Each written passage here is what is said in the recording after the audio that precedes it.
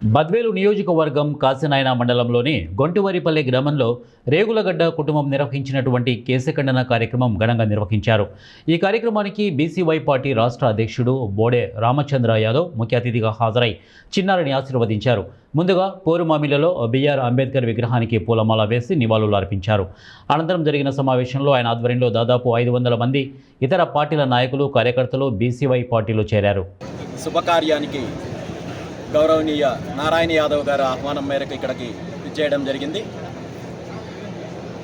ఈరోజు రాష్ట్రంలో చంద్రబాబు నాయుడు గారి ప్రభుత్వ పనితీరు ఎలా ఉందంటే, గత 20 నెలల కాలంలో తెలుగుదేశం పార్టీ ఇచ్చిన సూపర్ 6 పథకాలు కానీ, హామీలు కానీ, మేనిఫెస్టోను కానీ అమలు చేయడంలో కానీ రాష్ట్రంలో ఏ ఒక్క వర్గానికి సంబంధించి కానీ లేదా ఏ ఒక్క అభివృద్ధి విషయంలో కానీ మా ప్రభుత్వం ఫలానా అభివృద్ధి చేశాము అని చెప్పుకోవడానికి అవకాశం లేని సందర్భంలో పూర్తిగా డైవర్షన్ రాజకీయాలు చేస్తూ అనేక రకాల వివాదాలపైన చుట్టూ మళ్లిస్తూ కాలయాపన చేస్తున్నారు తప్ప చంద్రబాబు నాయుడు గారి ప్రభుత్వము అన్ని రంగాలలో అభివృద్ధి పరంగా మిగిలిన ఇచ్చిన హామీల పరంగా విఫలమైందనేది ఈరోజు రాష్ట్ర ప్రజలు గుర్తించారు.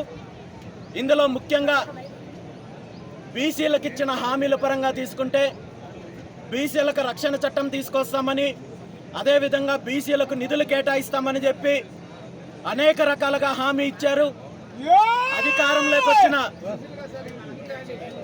ఈ 20 నెలల కాలంలో ఒక్క అడుగు కూడా ఆ దిశగా ముందుకెళ్లలేని పరిస్థితి.